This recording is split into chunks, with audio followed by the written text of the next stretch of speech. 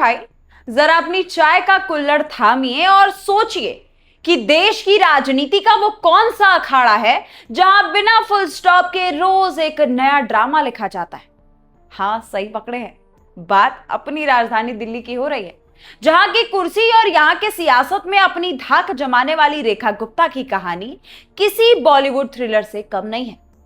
अब देखिए ना, दिल्ली की राजनीति के इस समुंदर में अपनी जगह बनाना और जनता के हक के लिए लगातार डटे रहना कोई बच्चों का खेल नहीं है, क्योंकि यहां आधे अधिकार तो साहबों के पास है और आधा मथापच्ची में निकल जाता है।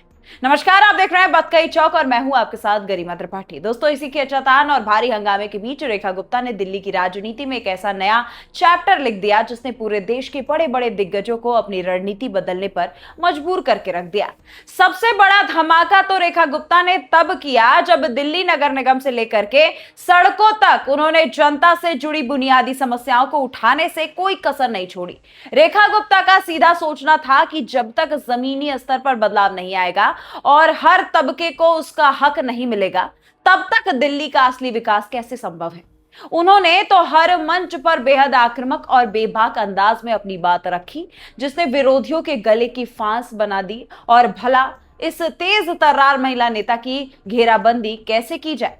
अभी चर्चा चौक पर थमी भी नहीं थी कि रेखा गुप्ता ने जनहित और सामाजिक सरोकारों के मामले में एक और पत्ता फेंक ही दिया। गली कुचे में जाकर के लोगों की समस्याएं सुनना, पार्कों की हालात को सुधारना या फिर साफ सफाई की व्यवस्था को दुरुस्त करना हो, वो हर जगह खुद मोर्चे पर खड़ी नजर आई। सरकारी ढेरे और लापरवाही के खिलाफ जब रेखा गुप्ता ने मोर्चा खोला तो आम जनता के लिए वो एक मजबूत आवाज बनकर के उभरी, क्योंकि उन्होंने साफ कह दिया कि जनता के टैक्स का एक एक पैसा उसकी सहूलियत पर ही खर्च होना चाहिए। इस एक तेवर ने रेखा गुप्ता की छवि दिल्ली के लोगों के जहन में बिल्कुल पक्की करके रख दी। लेकिन असली बदकही तो तब शुरू होती है जब बात जनता के हकों और भ्रष्टाचार के खिलाफ लड़ाई की आती है। जब भी दिल्ली की व्यवस्था में कहीं कोई कमी दिखे या जनता के पैसों की बर्बादी हुई, रेखा गुप्ता ने पुरजोर तरीके से आवाज बुलंद कर दी।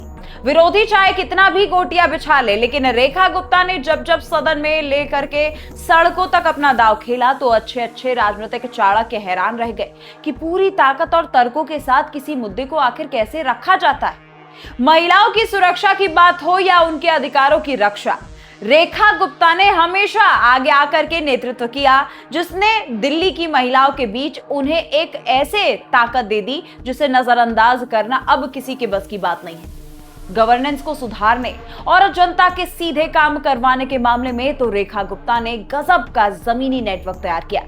उन्होंने ये साफ कर दिया कि जब तक प्रशासनिक जवाबदेही तय नहीं होगी, तब तक योजनाएं सिर्फ कागजों पर ही नाचती रह जाएंगी।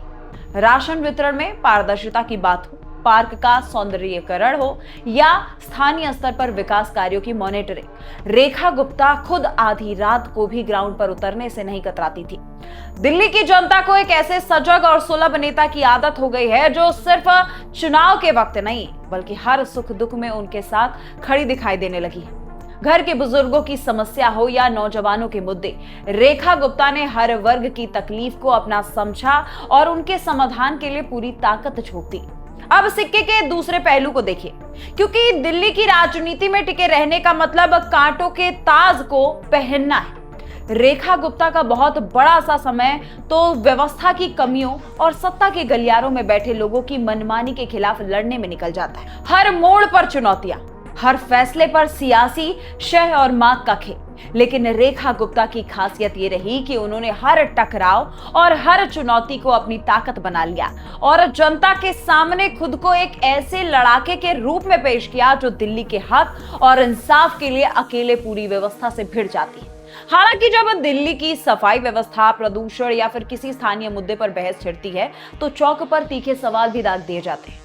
लेकिन इन तमाम विवादों, आरोपों और सियासी उठापटक के बावजूद रेखा गुप्ता ने यह साबित कर दिया कि अगर नीयत साफ हो और काम करने का जज्बा हो तो देश की सबसे उलझी हुई सियासी पिच पर भी ना सिर्फ टिककर बल्लेबाजी की जा सकती है बल्कि जनता के दिलों में अपनी एक अलग और अमिट पहचान भी बनाई जा सकती है। यही वजह है कि आज जब भी दिल्ली की मजबूत, बेबाक और जमीन से जुड़ी राजनीति की बात होती है तो रेखा गुप्ता का नाम सबसे प्रमुख से उभर करके सामने आता है। फिलहाल दोस्तों, आप उनको आखिर कैसे देखते हैं? रेखा गुप्ता की कार्यशैली पर आपकी क्या राय है? कमेंट सेक्शन में लिखना मत भूलिएगा। आप देख रहे थे बतकही चौक, मैं हूं गरिमा त्रिपाठी। नमस्कार।